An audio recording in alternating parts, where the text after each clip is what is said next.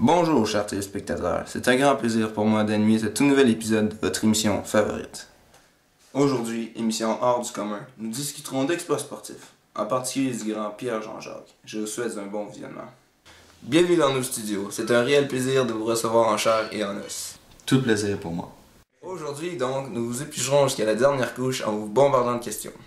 Me voilà rassuré. Tout d'abord, où et quand êtes-vous né? Au risque de vous surprendre, je suis venu sur Terre en 1994 dans une contrée assez peu connue. Je suis d'ailleurs assez jeune d'en parler. Aucun souci. Bon voilà, je suis né à Tchernobyl. Croyez-vous que les radiations ont joué un rôle important dans vos extraordinaires capacités physiques? Je ne peux nier cela, mais comme je suis le seul habitant de cette région classée inhabitable, il m'est impossible d'établir une comparaison prouvable. J'en déduis que vous êtes apparu nulle part. Ah non, une cigogne qui voyageait par là a perdu la vie en transportant mon sac alors que nous survolions Tchernobyl. J'ai miraculeusement survécu à cette chute qui était pourtant mortelle. C'est effectivement assez troublant. Comment s'est passée votre enfance, qui a dû être une épreuve assez difficile? Je me souviens alors qu'il y a très peu de souvenirs. Dans ce cas, ne relatez que les souvenirs auxquels vous êtes certain. Bon d'accord, je me souviens que je mangeais...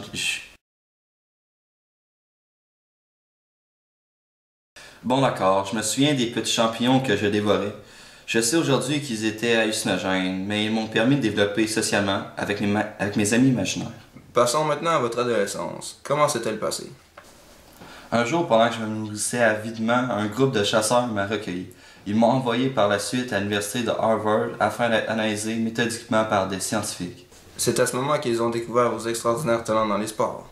Pas vraiment, ils ont dû m'opérer pour me débarrasser de ma seconde tête mutante. J'avais beaucoup de peine car elle était ma meilleure amie.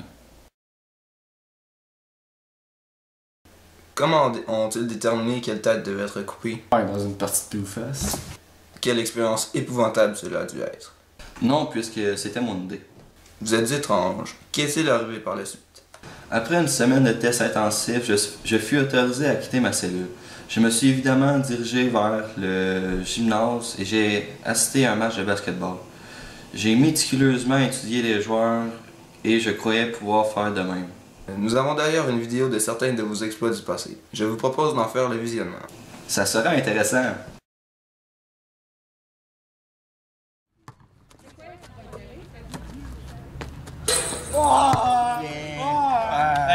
Est-ce que vous voulez faire 2 contre 1? C'est clair que je vous bats les deux.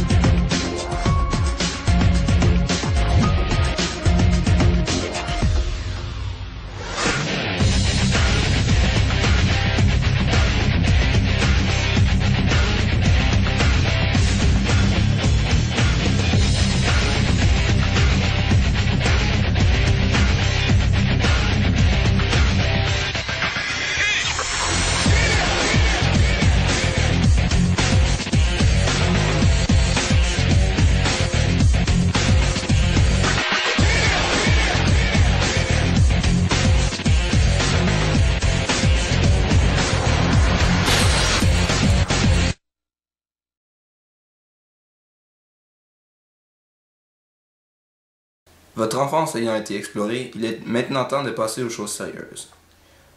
Commençons par les commencements. Quelle équipe vous a recruté en premier? J'ai d'abord joué pour les Tornades du Saguenay.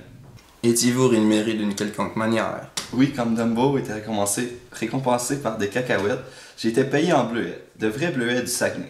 Il faut avouer qu'après un régime intensif de champignons toxiques, cela devait être franchement délicieux. Je confirme, ça l'était. Après combien de parties avez-vous fait le grand saut vers une carrière professionnelle?